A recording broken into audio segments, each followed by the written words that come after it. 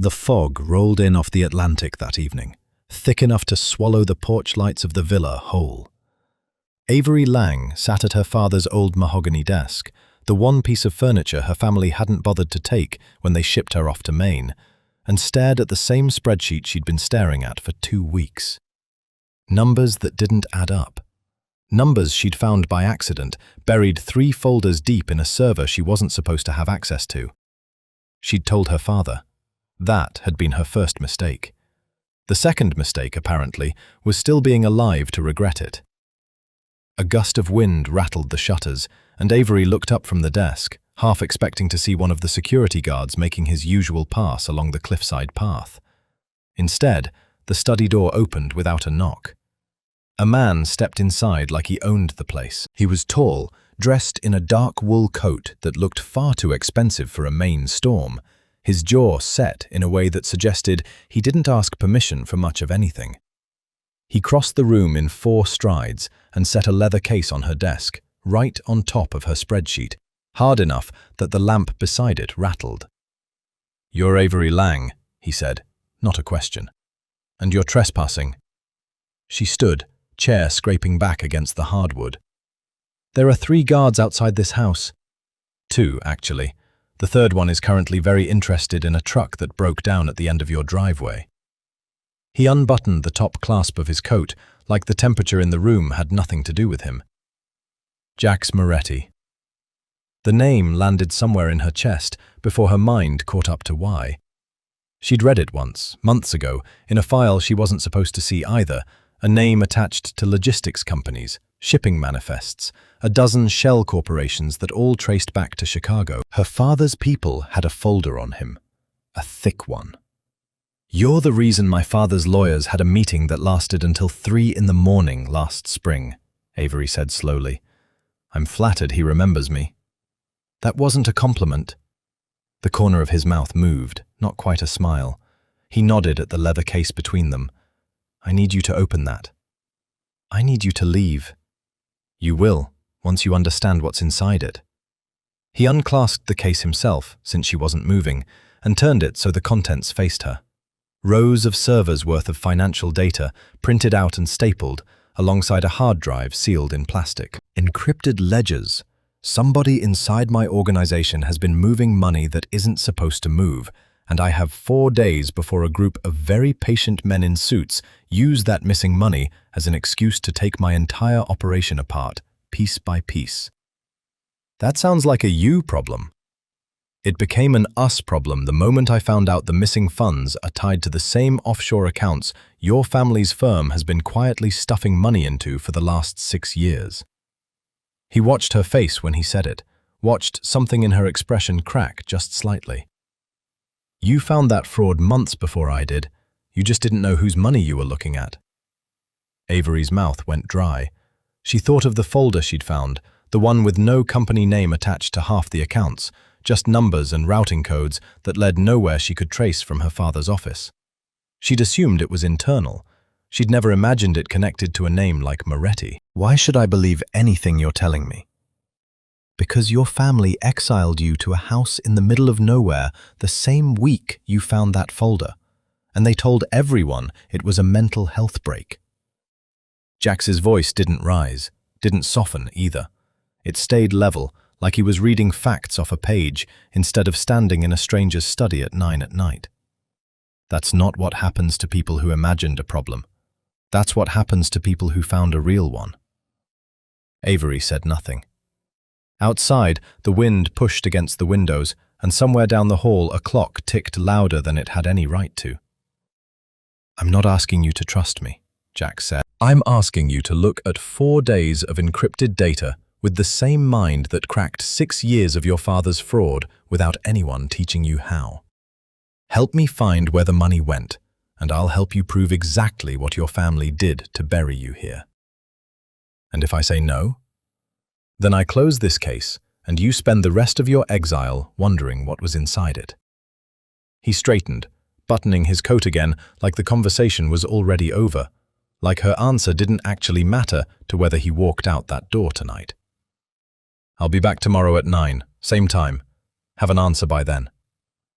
He left the case sitting open on the desk. Avery stood alone in the study long after his footsteps faded down the hallway and the front door clicked shut, staring at the stack of pages in front of her, at numbers stamped with routing codes she recognized without wanting to. Her hands had already started sorting them before her mind agreed to it, old habit taking over where good judgment should have stopped her. Somewhere out past the fog, an engine started and pulled away from the end of her driveway. She didn't look up.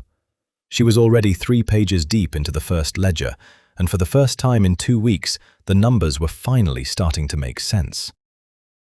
Avery hadn't slept. By the time grey morning light crept through the study windows, she'd filled 3 legal pads with notes, cross-referenced 40 pages of ledger entries against routing codes she half remembered from her father's files, and drunk enough coffee to make her hands shake slightly when she reached for the hard drive Jax had left behind. She plugged it into her laptop around 6, running a decryption script she'd written years ago for a graduate thesis nobody at her old firm had bothered to read. It took 4 hours to crack the outer layer. When it finally broke, the screen filled with a spreadsheet unlike anything she'd worked with before. Not one company's books, but pieces of several, stitched together through a maze of wire transfers that all funneled toward the same handful of account numbers. She traced one string of transfers back through a logistics company, then a shipping firm, then finally to something called Ashford Clearing House, registered out of an office park outside Worcester, Massachusetts. She was still staring at the name when the study door opened at exactly 9 o'clock. Jax didn't say good morning. He crossed the room, glanced at the screen over her shoulder, and went still. "You cracked it." "Some of it." She rubbed her eyes, aware suddenly of how she must look, hair pulled back in a knot that had mostly fallen apart, yesterday's sweater still on, 3 coffee cups lined up like evidence of her own bad decisions. The outer encryption wasn't as strong as whoever built it thought it was. But this, she tapped the screen, this doesn't make sense yet. It's not one set of books. It's pieces of at least 4 different companies, all routing through the same clearinghouse in Massachusetts. Jax pulled a chair over without asking and sat, leaning forward to study the transfer chains she'd mapped out overnight. His face gave away almost nothing, but she noticed the small shift in his jaw when he reached the 3rd column. "Ashford Clearing," he said quietly. "I know that name." "From where?" "From a meeting I sat through 8 months ago, where a man I used to trust told me it was a legitimate freight financing partner." He sat back, and for the first time since he'd walked into her study the night before, something like genuine unease crossed his face. "That man handles logistics contracts for 3 of my shipping routes. If his name is tied to your family's firm through the same clearinghouse, then it's not a coincidence that I found this folder the same year your operation started bleeding money," Avery finished. Neither of them said anything for a moment. Outside, waves broke against the rocks below the cliff, a steady sound that had kept her company through 2 weeks of isolation and now felt like the only normal thing left in the room. "Show me how you traced it," Jax said finally. She walked him through it, the transfer patterns, the shell company names that repeated across supposedly unrelated firms, the way certain amounts always rounded to numbers that meant something only if you'd spent years staring at financial statements the way she had. He listened without interrupting, asked sharp questions at the right moments, and she found herself surprised at how easily he followed logic that had taken her father's entire compliance department months to miss entirely. "You're not what I expected," she admitted, somewhere past the 2nd hour. "What did you expect?" "Someone who'd tell me to hurry up and stop asking questions," she shrugged. "Someone who wanted an answer, not an explanation." "I've had enough people give me answers without explanations." Jax's voice dropped, quieter now, almost private. "That's usually how you end up trusting the wrong person for 8 months."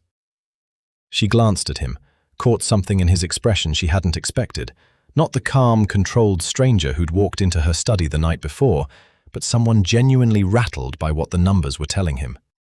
It made her trust the moment more than she wanted to. "If Ashford Clearing connects my family's firm to whoever's stealing from you," Avery said slowly, "then the person moving your money and the person burying my fraud report might be working together. Or might be the exact same person. That's what I need you to prove. Jack stood, walking to the window, looking out at the fog still curling low over the water. 4 days isn't enough time to trace a network like this through official channels. I need someone who can read the numbers the way you do, fast and off the record. And if I help you, and it turns out my father is the one running this. He turned back to face her, and for once his answer came without hesitation. Then you'll have the proof to bury him yourself, instead of him burying you first. It should have felt like a threat. Instead, it landed like the first honest thing anyone connected to her family had said to her in months. Avery looked back at the screen, at the tangled web of transfers leading toward Massachusetts, and felt something settle in her chest that she hadn't expected. Not fear, not even curiosity anymore, but something closer to resolve. I need the physical servers, she said. Whatever's routing through Ashford Clearing, the second layer of encryption isn't going to break from a hard drive copy. I need to get into the actual clearinghouse. Jack studied her for a long moment, like he was recalculating something in his head. Then we leave tonight, he said. Before your family's security notices you've stopped answering their check-ins. Avery closed the laptop, her pulse picking up in a way that had nothing to do with the coffee anymore. For the first time in 2 weeks, she wasn't waiting for someone else to decide what happened to her next. The security shift changed at 11. Avery had watched the pattern for 2 weeks without realizing she was memorizing it. The way the guards stationed near the cliff path always walked the perimeter first, then circled back to the gatehouse for coffee, leaving a gap of almost 9 minutes before the next man took his post. She hadn't known why she was tracking it until Jax asked her, flatly, over a late dinner neither of them ate much of, whether she knew when the property was least watched. 9 minutes, she'd told him. Maybe 10 if it's raining. It was raining. At 11:15, Jax led her out through the kitchen door instead of the front, down a service path she hadn't known existed, hugging close to the tree line where the security lights didn't reach. She carried nothing but a bag with her laptop and the hard drive, her heart hammering hard enough that she was certain the guard stationed near the gatehouse would hear it over the rain. He didn't. Nobody did. A black sedan waited at the end of a fire road half a mile past the property line, engine off, no headlights. Avery slid into the back seat, soaked through her jacket, and watched Jax settle into the front, beside a driver he introduced only as Reyes. Nobody spoke as the car pulled out onto the coastal road, easing past without lights until they hit the main highway and the darkness swallowed the villa behind them. They'll notice I'm gone by morning, Avery said, once her pulse had settled enough to trust her own voice. By then we'll be past Boston. Jax didn't turn around. Your family checks in with the estate staff at 7. That gives us almost 8 hours before anyone starts asking real questions. And after that? After that, it depends on how fast we can get into Ashford Clearing before your father's people start looking for you in the wrong direction. Avery watched the coastline blur past the window, dark water on one side, dense pine forest on the other, and let herself feel, for just a moment, the strange weightlessness of being somewhere her family didn't control. It had been 2 weeks since she'd made a single decision that wasn't approved by a guard's shift schedule or her father's assistant. Now she was in the back of a stranger's car, chasing financial evidence through 3 states with a man half her family's lawyers had spent a fortune trying to bury. It should have terrified her more than it did. "Can I ask you something?" she said, after a long stretch of silence. "You've been asking me things since last night." "Why me? You could have hired an actual forensic accountant, someone with security clearance, someone who wasn't trapped in a house watched by armed guards." Jax was quiet long enough that she thought he might not answer. When he did, his voice had lost some of its earlier edge. "I looked into 3 forensic accountants before I came to Maine. All 3 turned me down before I finished explaining the job." He glanced at the rearview mirror, meeting her eyes briefly. "You found 6 years of hidden fraud without anyone teaching you how to look for it. And you did it while your own family was actively trying to make sure nobody ever saw those numbers. That's not something you can hire. That's something you either have or you don't. That's not really an answer. It's the honest one. She let that sit between them as the car merged onto the highway proper, signs for Portland flashing past, then Portsmouth, the miles collecting quietly behind them. Somewhere around 2 in the morning, exhaustion finally caught up with her, and she found herself leaning her head against the cool window glass, watching the yellow highway lines blur into streaks. She woke to Reyes murmuring something low to Jax about a checkpoint ahead, state troopers running routine stops near the Massachusetts border. Avery sat up fast, pulse spiking. "They won't be looking for you," Jax said, before she could ask. "Not yet, but we're taking the back route anyway."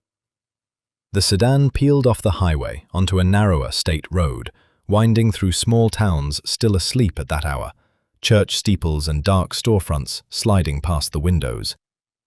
Avery watched Jax's hands, steady on his knee, no sign of the tension she felt tightening in her own chest. "You've done this before," she said. "Moved someone, quietly. Not someone like you." He didn't elaborate, and something about the way he said it kept her from pushing further. By the time the sky started lightening toward grey, they were skirting the edges of Boston, the city's skyline rising faintly through the mist ahead. Avery felt the shift in her chest, the same way she'd felt it staring at the ledgers the night before, the sense that she'd crossed some line she couldn't uncross, that whatever waited for her past this point in the road was going to matter more than anything that had happened to her in the 2 weeks before. "There's a facility near Back Bay," Jax said, finally breaking the silence as the first exit signs for downtown Boston appeared. "Underground, off the books, even by my standards. It's the closest thing I have to a secure terminal that can handle the second layer of encryption without alerting whoever's watching Ashford Clearing's servers." How secure is off the books, exactly? Secure enough that nobody's found it in 6 years. He finally turned to look at her fully, something almost like reassurance in his expression. "You're not going to get caught, Avery. Not on my watch." She wanted to believe him. As the sedan slipped into the waking city traffic, merging seamlessly into a stream of early commuters who had no idea what was riding past them, Avery realized she already did. The entrance looked like nothing at all, a service door tucked behind a parking garage on a quiet side street, unmarked except for a rusted sign warning about emergency generator access. Jax led her down 2 flights of concrete stairs, past a keypad and a man Avery hadn't noticed standing in the shadows until he stepped aside to let them through, and into a room that didn't match anything about the entrance above it. Rows of server racks lined one wall, humming quietly under recessed lighting. A bank of monitors sat along a steel desk, and beyond that, a reinforced door led to what Jax called simply the terminal room, though the way he said it made it clear the name undersold whatever was behind it. "How many people know this exists?" Avery asked, setting her bag down on the desk. "Fewer than you'd think." Jax nodded toward the terminal room. "This is where we keep the physical infrastructure that doesn't touch the cloud, financial data that can't be traced back to any server with a public IP. If Ashford Clearing left a fingerprint anywhere, it'll be findable from in here without tipping off whoever's watching for us." Avery followed him inside and got to work. The physical terminal was old by design, an intentional choice, Jax explained. Newer systems left more digital traces, easier for outside eyes to track. She plugged the hard drive into a stripped-down machine that looked like it belonged in a museum and began cross-referencing the ledger data against records pulled from 3 encrypted databases Jax's people had quietly mirrored from Ashford Clearing months earlier, back when the missing funds first started drawing his attention. 2 hours in, she found the second layer.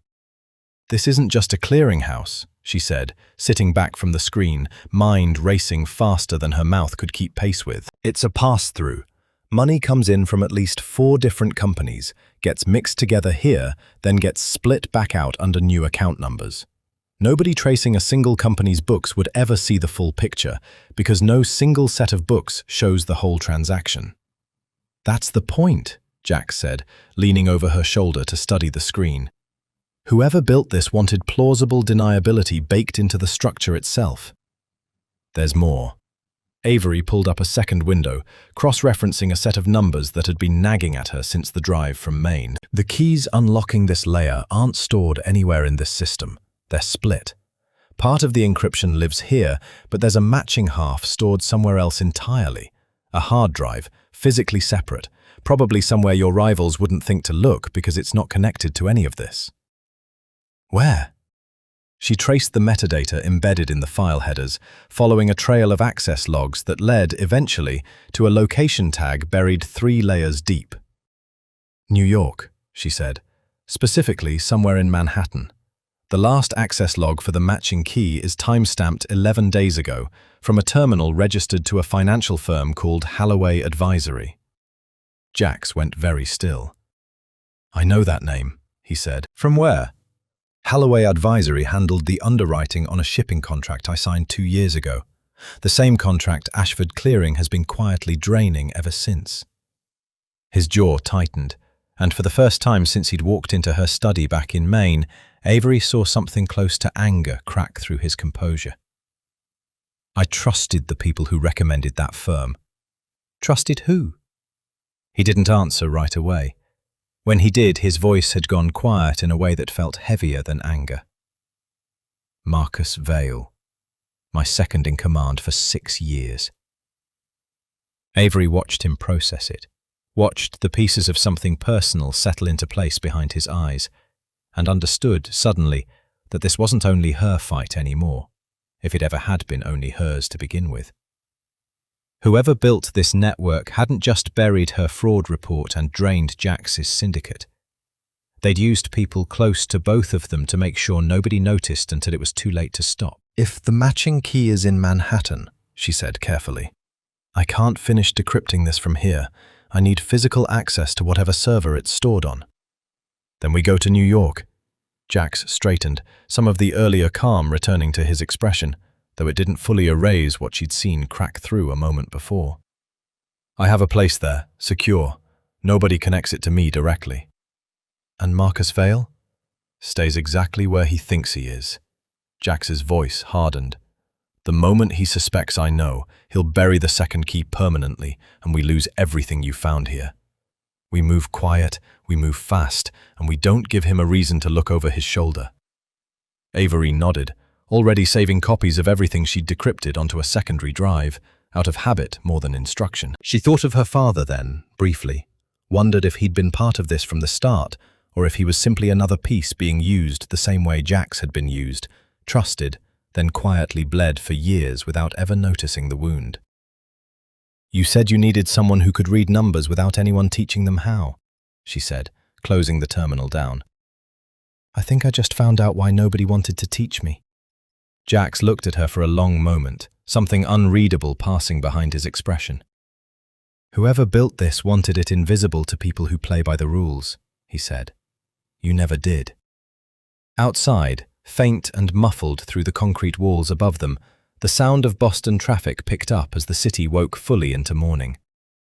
Avery packed the last of her equipment, aware that whatever safety she'd felt inside this hidden room was about to end the moment they walked back into daylight, carrying secrets that had already cost more than either of them fully understood yet. They left Boston before sunrise, taking a different car than the one that had carried them from Maine, a plain grey sedan with Massachusetts plates that Jax swapped out for a second set once they crossed into Rhode Island. Avery didn't ask where the plates came from. She was starting to understand that some questions came with answers she wasn't ready to carry. Somewhere past Providence, she opened her laptop and started running the digital footprints she'd pulled from the Boston terminal, looking for anything that might have followed them out of the building. She hadn't expected to find something waiting for her closer to home. "Jax." He glanced back at her from the passenger seat, Reyes driving in silence beside him. "My family's security chief flagged my status as missing 4 hours ago." She turned the laptop screen slightly so he could see it, a login alert she'd caught through a monitoring script she'd built into her old work email, half out of habit and half out of paranoia she hadn't known she still had reason to trust. "Someone accessed my personal accounts at 6 this morning. Bank records, phone records, my old work login. Somebody's building a timeline of where I've been." "How fast do they usually move on something like this?" Depends on who's asking.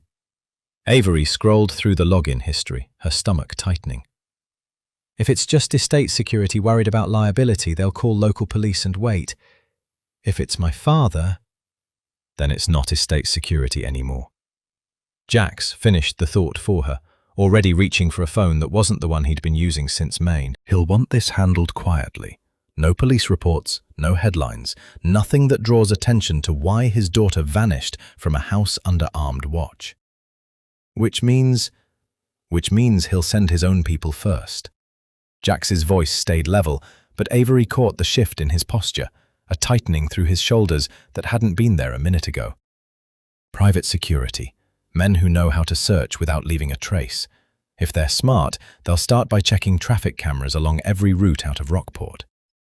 Reyes said something low, and Jax nodded, reaching for a folded map tucked into the door panel instead of trusting GPS. "We're changing vehicles," Jax said. "There's a staging site off the highway near New Haven. Neutral ground, not connected to me or anyone who might recognize this car if it's already been flagged." Avery closed her laptop, pulse climbing again in a way that had become uncomfortably familiar over the last 3 days. Neutral ground meaning what, exactly? A garage owned by someone who owes me a favor and asks no questions in return. Jax finally turned fully around in his seat, studying her face for a moment before speaking again, softer than before. "You're not in danger from me, Avery, but your father's people don't know that yet, and they won't stop looking until someone tells them to. So we disappear again. We disappear better." They pulled off the highway just past the Connecticut border, following a service road that wound past warehouses and empty lots until it reached a squat brick building with a faded sign reading nothing more than "Auto" in chipped white paint. A man Avery didn't recognize opened the garage door before Reyes had even fully stopped the car, waving them inside without a word exchanged. Inside, a second vehicle waited, an older SUV, dark blue, plates already swapped, engine warm like it had been running recently, just to make sure it wouldn't stall the moment they needed it.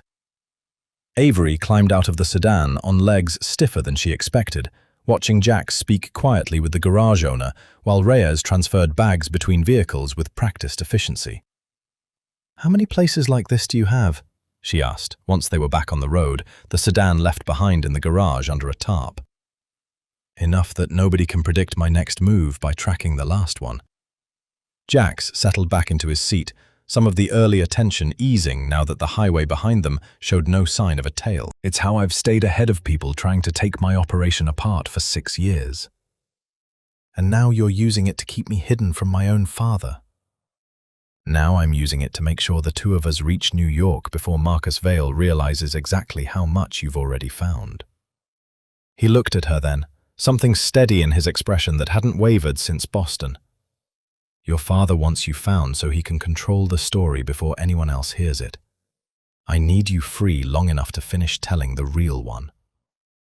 Avery watched the Connecticut countryside blur past, green hills giving way slowly to denser suburbs as they pushed south, and thought about her father's voice the last time she'd heard it. Clipped, distant, more concerned with liability than with whatever she'd actually uncovered. She thought about the 2 weeks of silence in Maine, the guards who'd watched her like she was something dangerous instead of someone who'd simply told the truth. "He's not looking for his daughter," she said quietly. "He's looking for a loose end." Jax didn't argue with her. Instead, he reached into his coat and pulled out a folded photograph, sliding it across the seat toward her without explanation. Avery unfolded it carefully, a grainy printout of a man in a tailored suit shaking hands with someone at what looked like a gala. Time-stamped 8 months earlier. "That's Marcus Vale," Jax said, "and the man he's shaking hands with is your father." Avery stared at the photograph for a long moment, the last piece of doubt she'd been holding on to finally giving way to something colder, sharper, more certain than anything she'd felt since this had started. "Then we're not chasing 2 separate networks," she said. "We're chasing one." The safe house sat on the 31st floor of a building that didn't advertise itself as anything other than luxury residences, the kind of place where doormen didn't ask questions and neighbors kept to themselves out of habit rather than politeness. Jax led her through a private elevator that required a key rather than a button, and the doors opened directly into an apartment that looked nothing like she'd expected from a man who moved through parking garages and unmarked staging sites. Floor-to-ceiling windows lined one wall, Manhattan spread out below in a grid of light that hadn't dimmed even past midnight. Avery set her bag down near a kitchen island she was fairly certain had never actually been used for cooking, and looked around at a space that felt, oddly, more like a stranger's careful performance of a home than an actual one. "Nobody connects this place to you," she said, half question, half observation. "It's registered to a shell company that traces back to a real estate holding firm in Delaware, which traces back to another shell company." Jax shrugged out of his coat, setting it over the back of a chair. "By the time anyone unwinds it far enough to find my name, they've usually given up 3 layers earlier." "Comforting." "It's supposed to be." She almost smiled. It surprised her how much of the last 2 days had passed without her noticing the exhaustion catching up, only for it to hit all at once now that they'd stopped moving. Jax noticed too, disappearing briefly into the kitchen and returning with 2 mugs of coffee, setting one in front of her without asking if you wanted it. "You don't strike me as someone who drinks decaf," he said when she raised an eyebrow at the mug. "I don't, but it's midnight, and I still need to find that second key tonight. It'll still be there in the morning. Will Marcus Vale still be unaware we're looking for it in the morning?"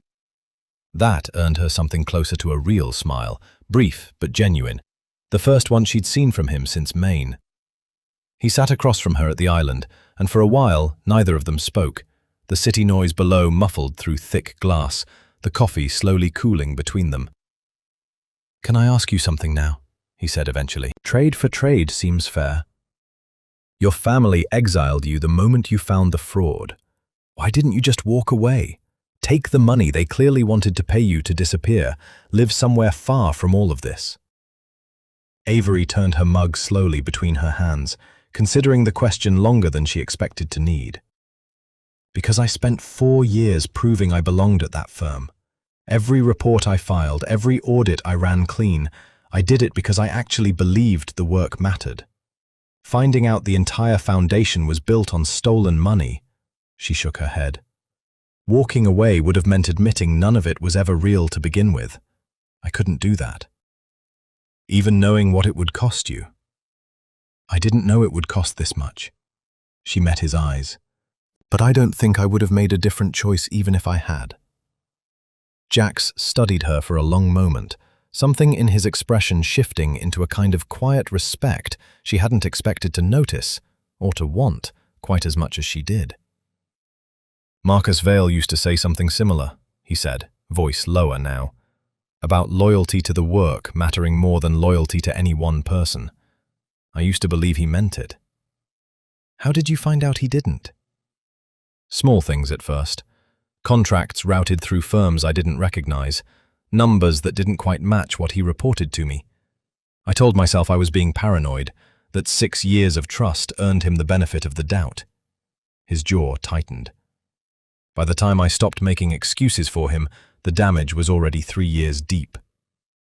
"That's not on you." "It feels like it is." "Trusting someone who lies well isn't a failure of judgment," Avery said quietly. "It's just what happens when someone's better at hiding than you are at looking. I spent months walking past those falsified accounts before I noticed anything wrong.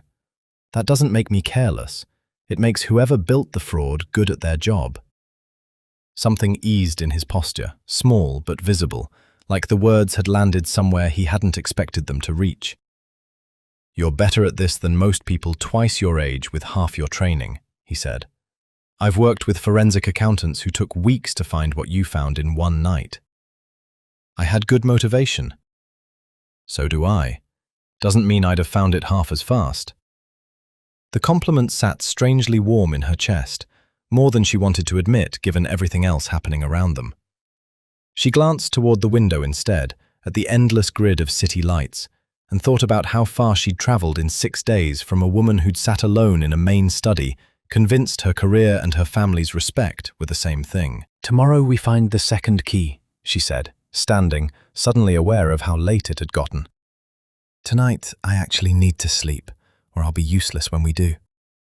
There's a guest room down the hall. Jax stood too, walking her part way there, stopping at the doorway rather than following her in. Avery. She turned.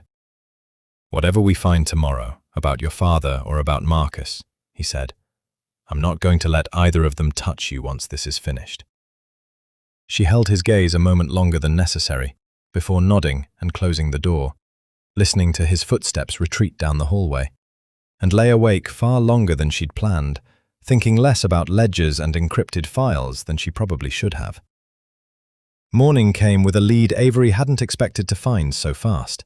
She'd started before sunrise, working through the access logs for Holloway Advisory, tracing the metadata tag that pointed toward the missing encryption key. By 8, she'd located a terminal buried inside the firm's internal network, one that hadn't been accessed by any authorized employee in over a year, and yet still showed activity logged as recently as 3 days earlier.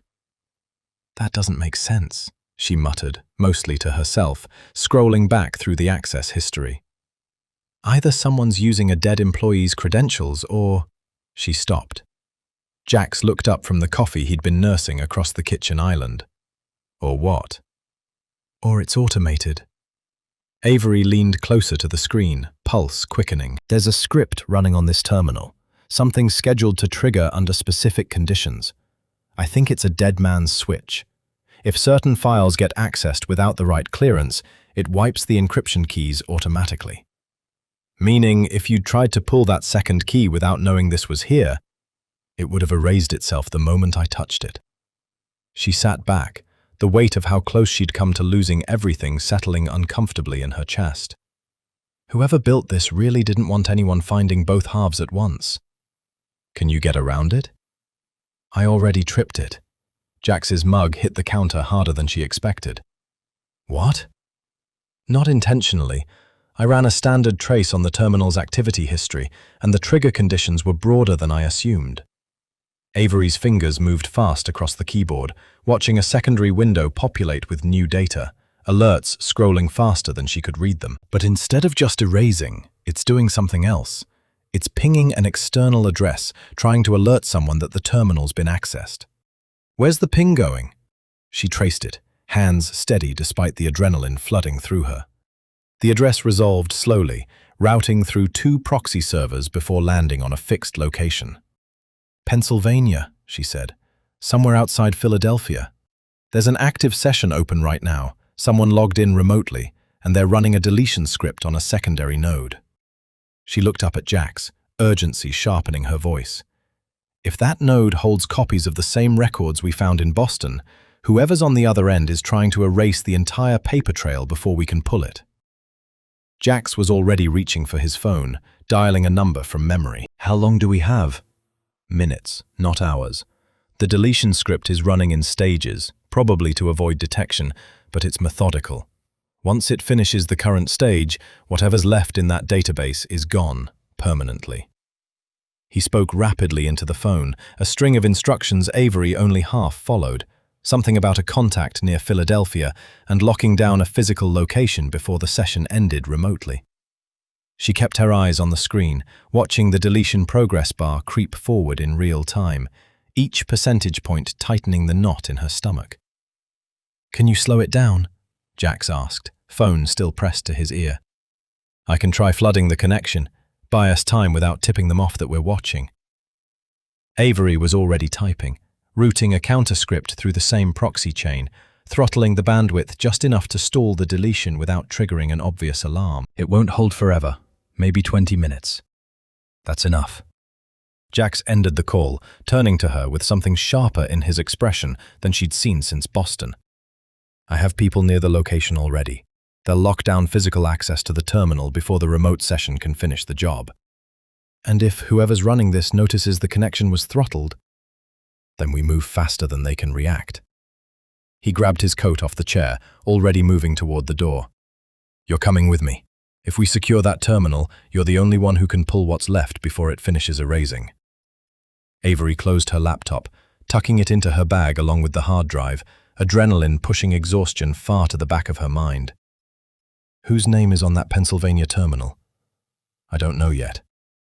Jax paused at the door, glancing back at her. But if it's connected to Holloway Advisory, and it's trying to erase files the moment we get close, it's someone who knows exactly how much danger they're in. Marcus? Or whoever Marcus answers to. His jaw tightened.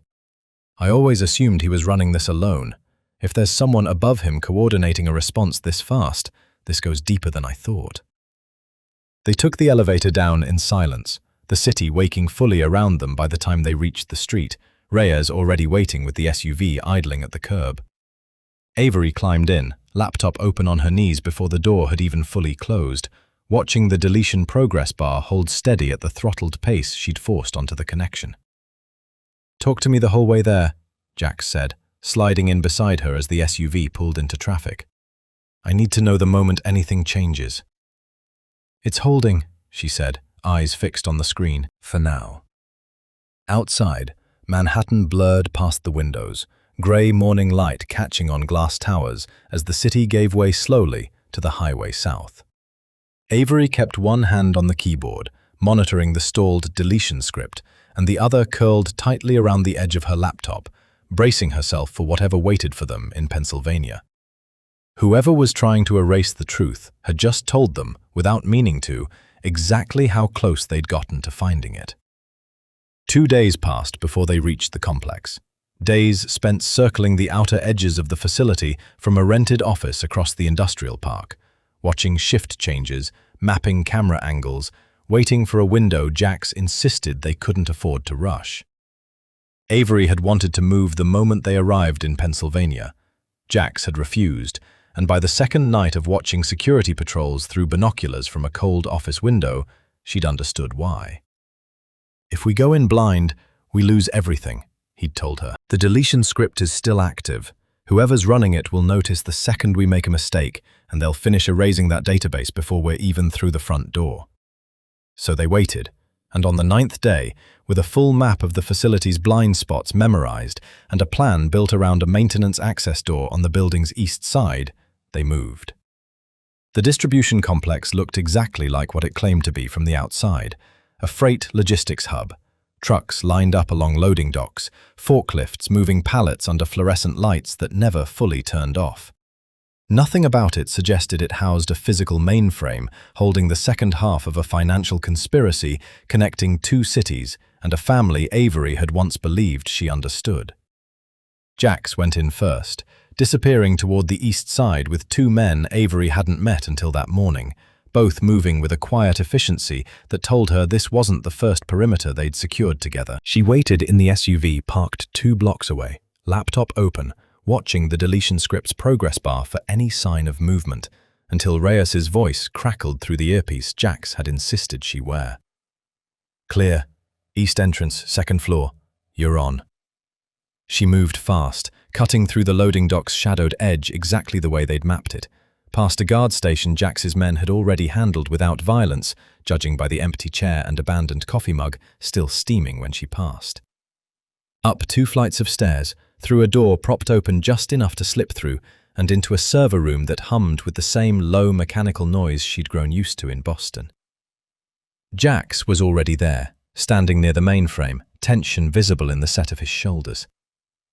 2 minutes before the next patrol comes through this floor, he said. "Whatever you're doing it fast." Avery dropped into the chair in front of the terminal, hands moving before her mind had fully caught up, running the counterscript she'd built during the drive down, designed specifically to bypass the firewall protecting the mainframe's core drive. The first layer fell in under a minute. The second layer fought back harder, throwing up authentication requests she hadn't anticipated, forcing her to reroute through a backup access point she'd only theorized might exist.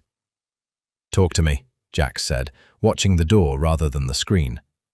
"Second firewall stronger than I expected. Whoever built this anticipated someone getting this far." Her fingers moved faster, sweat gathering at her hairline despite the cold air pumping through the server room's vents. "I need another minute." "We don't have another minute." "Then buy me 30 seconds. He didn't argue. Instead, he moved to the door, speaking low into his earpiece, coordinating something with the men stationed outside that bought her exactly the time she'd asked for, though she didn't look up long enough to know how. The second firewall broke. Data poured onto the screen in a rush, Months of transactions, account numbers, wire transfers she recognized instantly from the pattern she'd traced back in Boston.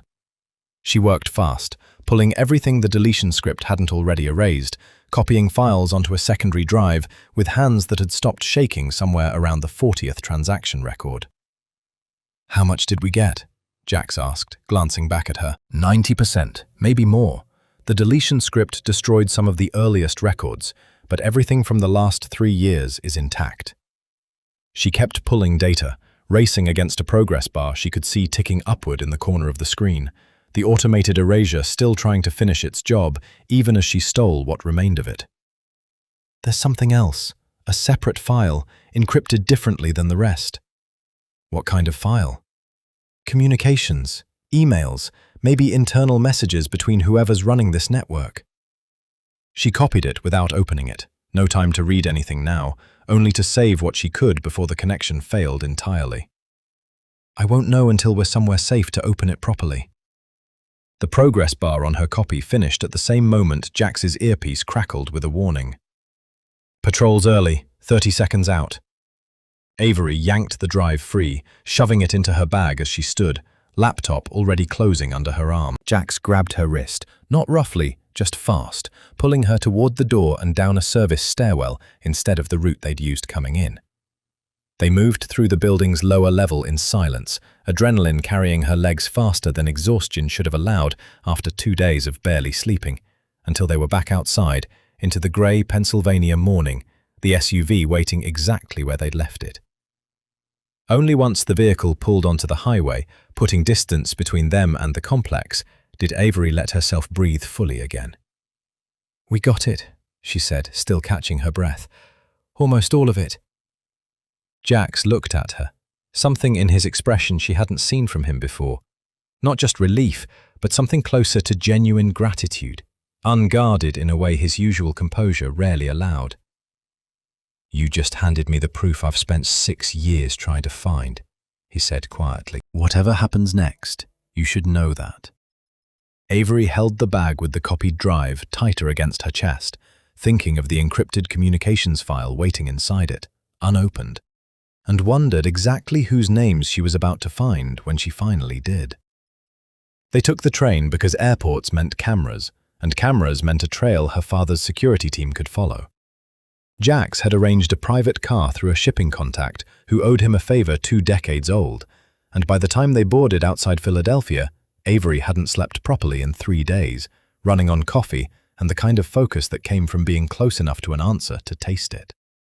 The encrypted communications file had resisted her for 2 full days. She worked through it in sections, the train rocking steadily beneath her as farmland gave way to the flatter stretches of Ohio, breaking the file apart layer by layer, using techniques she'd learned from her thesis work years ago and never expected to need outside a classroom.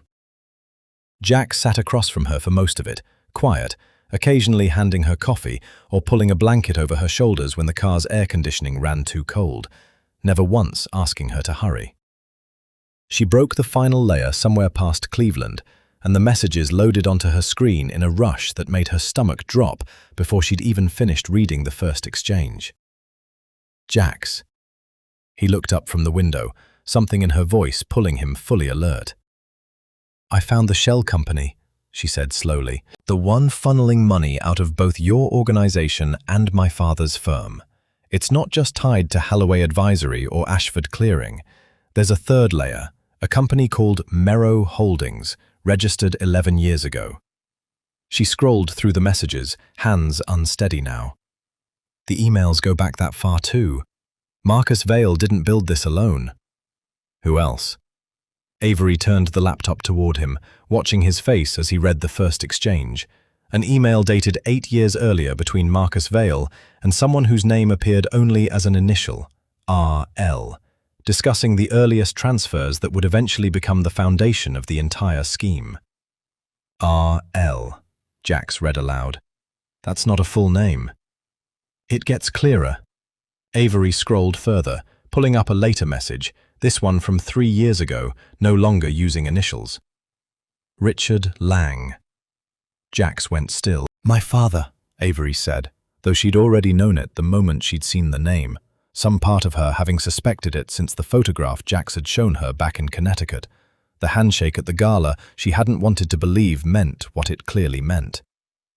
He's not just connected to Marcus Vale through Ashford Clearing. He co-founded Merrow Holdings. This whole network, the one draining your syndicate and hiding fraud inside my old firm, it's his. You didn't know. I knew he was hiding something. I found enough evidence of that months ago to get exiled for it. She stared at the screen, at 8 years of emails detailing a partnership between her father and Marcus Vale that had systematically stolen from both a mafia syndicate and the very firm her father claimed to run honestly. I didn't know he built it. I thought I was uncovering someone else's crime happening under his watch. This whole time, I was uncovering his. The train rocked gently beneath them, the silence stretching long enough that Avery finally looked up from the screen to find Jax watching her. Not with pity, but with something steadier, an understanding that seemed to come from somewhere she hadn't expected him to have access to. When I found out about Marcus, he said quietly, I spent a week wanting it not to be true, wanting there to be some other explanation that let me keep believing in 6 years of trust. He held her gaze. There wasn't. There won't be one for you either. I know. You don't have to pretend it doesn't hurt. Something in her chest cracked slightly at that, the exhaustion of the last 9 days finally catching up in a way she hadn't let it until now. She'd expected to feel triumphant when she found the answer, when the final piece clicked into place and proved everything she'd suspected since that first folder in her father's server. She hadn't expected it to feel like grief. He exiled me the moment I found the smallest piece of this, she said. Not because I was wrong, because I was close. And now you have all of it. She nodded, scrolling further through the file, finding one more message that made her breath catch. A memo dated just 6 weeks earlier, discussing contingency plans in case the fraud was ever exposed, naming specific accounts to drain and specific records to destroy first. At the bottom, a single line that turned her stomach cold.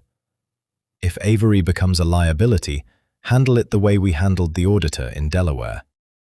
She read it twice before turning the screen toward Jax, watching his expression shift from steady calm into something sharper, more dangerous. What happened to the auditor in Delaware? He asked. I don't know, but I don't think I want to find out what handle it meant. Avery closed the laptop slowly, hands finally steady now that the shock had settled into something colder and more useful. My father wasn't just hiding fraud. He was prepared to make sure I disappeared the moment I became inconvenient enough. He won't get the chance. You don't know that. I do. Jax's voice carried a certainty that left no room for argument. We have 8 years of evidence connecting him to a scheme that's stolen from a federal-level financial network and a criminal organization both. By the time we reach Chicago, that evidence becomes public in exactly the way he can't control or bury. Whatever he was planning to do about you stops mattering the moment the world knows what he did. Avery looked out the window at the darkening Illinois farmlands sliding past, the city not yet visible on the horizon, and felt something settle inside her that she hadn't expected after 9 days of running. Not fear anymore, not even grief fully, just the quiet, steady certainty that whatever waited for her in Chicago, she was finally walking toward it instead of being dragged. The tower rose 40 stories above downtown Chicago, Jax's headquarters occupying the top 3 floors behind glass doors that required both a keycard and a retinal scan. Avery hadn't expected from a man who'd spent the last week moving through parking garages and unmarked staging sites. Inside, the space looked more like a legitimate financial firm than anything she'd imagined a syndicate leader might run. Rows of analysts working quietly at terminals, nothing about it suggesting the empire beneath the surface. They think I run a logistics and shipping consultancy, Jax said, catching her expression as they walked through the main floor. Most of them, that's exactly what they do. The rest of it stays several floors below this one. She didn't ask further. 2 days on the train had taught her that some parts of his world she was better off not fully understanding. Not yet. Maybe not ever. The board meeting had been called for 11 that morning, gathering a group of men Jax described only as his financial rivals, the same group that had spent the last several months quietly maneuvering to use the missing funds as leverage for a hostile takeover of his operation. Avery sat in a side room with a laptop and every file they'd recovered across 4 states, preparing the final presentation, while Jax met privately with his closest advisors, going over the last details before walking into a room that would either save his syndicate or end it. "You don't have to be in there for this part," he told her, pausing at the doorway before the meeting began. "Whatever happens with the board doesn't need to touch you directly." "It already touched me the moment my father's name showed up in those emails." Avery closed the laptop, standing. "I want to see this through." He studied her for a long moment, something unreadable passing behind his eyes, before nodding once and stepping aside to let her walk in first. The boardroom held 8 men seated around a long table, none of them looking particularly patient, all of them turning when Jax entered with Avery a step behind him, an unfamiliar face carrying a bag none of them had expected. A man at the head of the table, older, silver-haired, spoke first. "This is highly irregular, Jax. Bringing an outsider into a private financial review." "This outsider," Jax said, taking his seat at the table's opposite end, "is the reason I'm about to prove every accusation you've made against my operation is built on evidence someone else planted." He nodded to Avery, and she stepped forward, connecting her laptop to the room's display, pulling up the first of the transaction chains she'd traced back in Boston. She walked the room through it, methodically, the way she'd once presented quarterly audits to a board that had never once questioned her numbers, tracing the money from Ashford Clearing through Halloway Advisory and finally to Merrow Holdings, the shell company at the center of everything. "The funds you've accused Jax's operation of mismanaging weren't lost through negligence," she said, pulling up the final piece of evidence, the memo naming specific accounts and specific records to destroy. "They were systematically drained by someone inside his organization working with an outside partner, using the missing money as exactly the kind of leverage this board is now trying to use against him." "And who is this outside partner?" the silver-haired man asked, though something in his tone suggested he already suspected the answer wouldn't be simple. "Marcus Vale," Avery said, "working with Richard Lang, CEO of Lang Financial Group." The room went quiet, in a way that told her the name meant something to more of them than she'd expected. "Richard Lang has done business with several members of this board," another man said slowly, glancing around the table. "If this is accurate—" "It's accurate," Jax's voice cut through, level and certain. "Every transfer, every falsified record, every email is documented and time-stamped across 8 years. This isn't speculation. It's a paper trail nobody can argue with, because I didn't build it. She did, using evidence recovered from 3 separate states. None of it manufactured, none of it convenient." The silver-haired man studied Avery for a long moment, something calculating behind his expression, before turning back to Jax. "If this holds up under independent review, the takeover proposal is dead," he said. "But the board will want full transparency on how this evidence was obtained." "You'll have it," Jax said.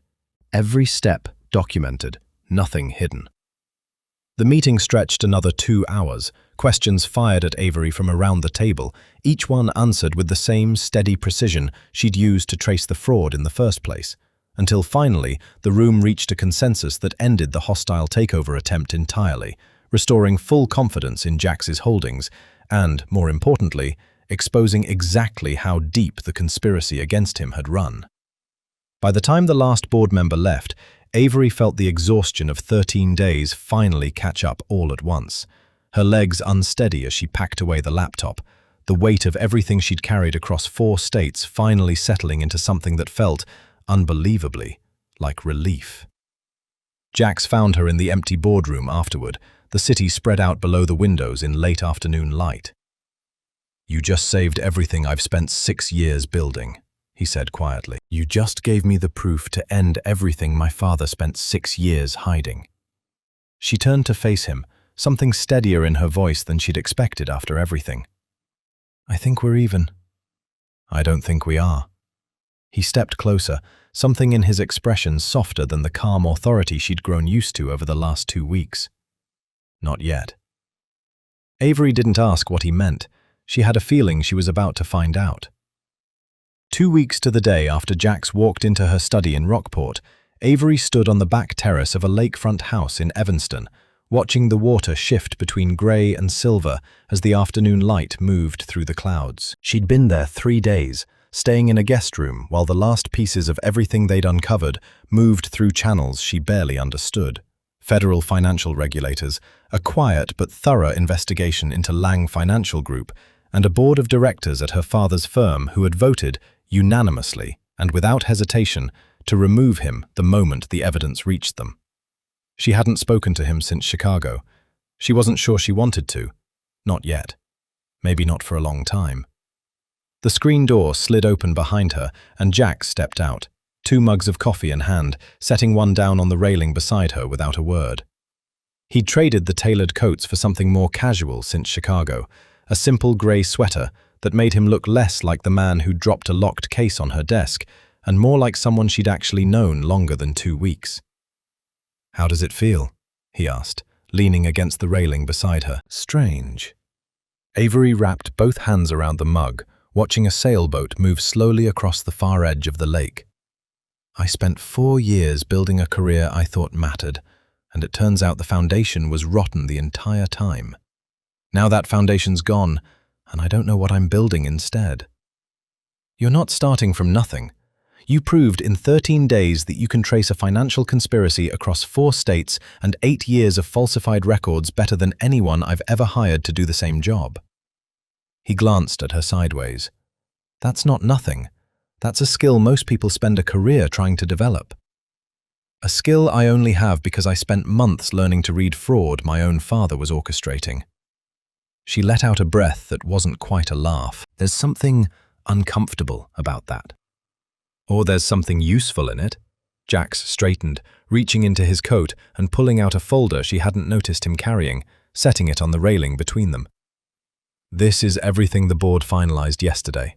Full restitution to your father's investors, criminal referrals for both him and Marcus Vail, and a formal separation between Lang Financial Group and every account tied to Merrow Holdings."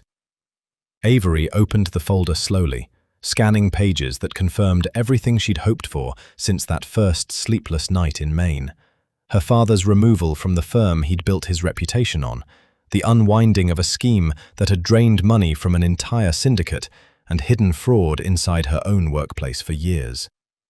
She read through it twice before setting it down, feeling something loosen in her chest that had been tight since the day she'd first opened that folder on her father's server. "He's not going to walk away from this quietly," she said. "No, but he's not going to walk away from it at all, not with this evidence." Jax's voice carried the same certainty it had in Chicago. "The regulators have everything. So do the board members who nearly lost their operations to a takeover built on his lies. There's nowhere left for him to bury this a second time." Avery closed the folder, holding it against her chest, and looked out at the lake again, letting the quiet stretch between them for a while before she spoke. "I keep thinking about what you said in Maine," she said, "that you needed someone who could read the numbers without anyone teaching them how. I think I finally understand why that mattered so much to you." "Why?" "Because everyone who taught me how to do this work also taught me to look away from what it found." She turned to face him fully. "You never asked me to look away. Not once, in 2 weeks, even when what I found threatened to expose someone close to you." "I couldn't have solved this without you seeing all of it clearly," Jax said. "Half-truths wouldn't have saved my syndicate. I needed someone willing to follow the evidence exactly where it led, even when it led somewhere painful." "That's a strange thing to build trust on." "It's the only kind of trust worth building." He held out the folder's second page toward her, one she hadn't fully read yet. "There's something else in there. A formal offer, not a favor. Chief Financial Strategist for my organization. Full authority to audit every account, every contract, every partnership going forward, so nothing like Marcus Vail happens again without someone catching it early." Avery stared at the page, at terms that offered her exactly the kind of independence and authority she'd never actually had at her father's firm. The kind of trust that came without strings attached to a family name or a legacy she'd never wanted in the first place. "You're offering me a permanent position," she said slowly. "After 2 weeks." "I'm offering you a position because you've already proven in 2 weeks that you're better at protecting this organization than anyone I've employed for years." He met her eyes, something steady and unguarded in his expression that she'd only glimpsed in pieces before now. "What happens after that is up to you. No conditions attached to the offer beyond doing the work you're already good at." Avery looked out at the lake one more time, at the quiet Illinois afternoon that felt worlds away from a locked briefcase dropped on her desk in a foggy Maine study 15 days earlier, and felt something settle firmly into place. A decision that had been building with every mile between Rockport and Chicago. "I'll take it," she said, "on one condition of my own." "Name it." "No more locked cases dropped on my desk without an explanation first." Jax's mouth curved into something close to a real smile, the first fully unguarded one she'd seen from him since this had all begun. "Deal," he said, and reached out to shake her hand, sealing not just an agreement, but the start of something neither of them had expected to find at the end of a 2-week chase across 4 states.